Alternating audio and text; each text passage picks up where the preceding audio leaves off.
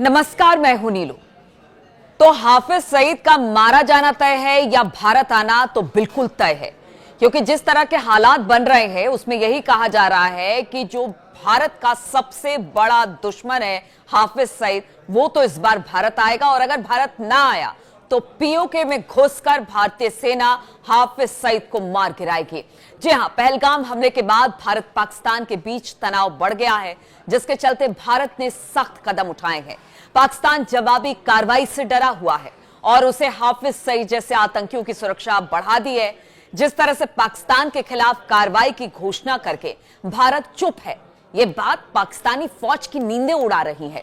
भारत ने पाकिस्तान के खिलाफ कई सख्त कदम उठाए हैं, जैसे सिंधु जल संधि को रोकना, पाकिस्तानी विमानों के लिए अपना हवाई क्षेत्र बंद करना। जवाब में पाकिस्तान ने भी ऐसा ही किया। दोनों देशों ने अपने राजनयिकों को निकाल दिया है और 2021 के युद्ध विराम समझौते को तोड़ते हुए रात में सीमा पर गोलीबारी शुरू कर दी है। हर रोज पाकिस्तान की तरफ से इस वक्त गोलीबारी सीमा पर हो रही है। भारत ने बार बार चेताया है, लेकिन इसके बावजूद वो अपने काम से बाज नहीं आ रहा है। भारत ने अपनी सेना को पूरी छूट दे दी है कि वो अपनी मर्जी से और अपनी सुविधा के अनुसार समय के हिसाब से पहलगाम हमले का बदला ले। और इस माहौल में पाकिस्तान बहुत डरा हुआ है। उसने हाफिज सईद जैसे लश्कर के आतंकियों की सुरक्षा बढ़ा दी है। एक वीडियो आया था जिसमें लाहौर में रिहायशी इलाके में हाफिज सईद को एक जेल बनाकर रखा गया। कहा तो ये जा रहा है जेल है, लेकिन बड़ी रईसी के साथ हाफिज सईद वहां पर रह रहा है। सीमा पर तनाव को देखते हुए पाकिस्तान अधिकृत कश्मीर में मदरसे बंद किए जा चुके हैं, स्कूलों को ट्रेनिंग कैंप बना दिया गया है, खाने पीने की चीजें जुटाई जा रही हैं।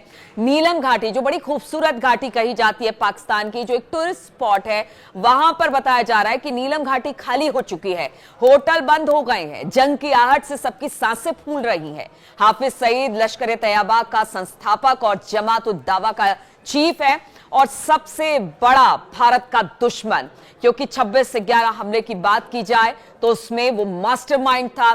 कंधार जिस तरह से प्लेन हाईजैक मामला था, उसमें उसे छोड़ा गया था, तब से वो भारत के नाक में दम किए हुए हैं।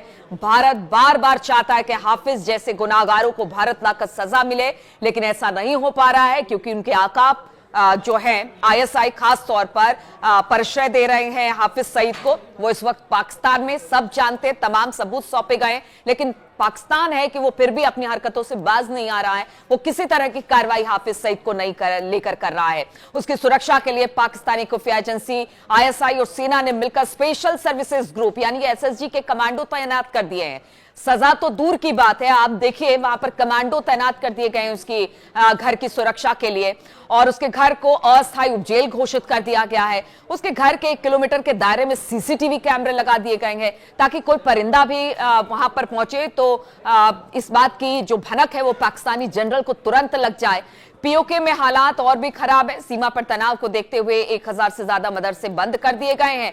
मुजफ्फराबाद में एलओसी के पास के कस्बों में स्कूल को ट्रेनिंग कैंप बना दिया है। तो आप समझिए कि किस तरह से वहां पर डर का माहौल है। और अब तो हम आपको बता दें कि इस बार तो पूरी तरह से तय हो गया है कि देखिए इस बार तो घुस के मारना है। पीओके में खास तौर पर हाफिज सईद जैसे आतंकियों को निशाना बनाना है, और कुछ इसी तरह के जुगत में भारत लगा हुआ है कि जब भी होगा, लेट जरूर है, लेकिन जो बदला लिया जाएगा ना, वो पाकिस्तान की 6ठी पीढ़ी तक याद किया जाएगा। और वो बताया जाएगा कि देखिए किस तरह से एक बार फिर से भारत ने पाकिस्तान में घुसकर पाकिस्तान को मारा है। और इस बार तो हाफिज सईद तो नहीं बचेगा, उस जैसे जितने भी और आतंकवादी हैं वो भी नहीं बच सकते हैं। यानी उसका मारा जाना तय है या फिर भारत आना बिल्कुल तय माना जा रहा है।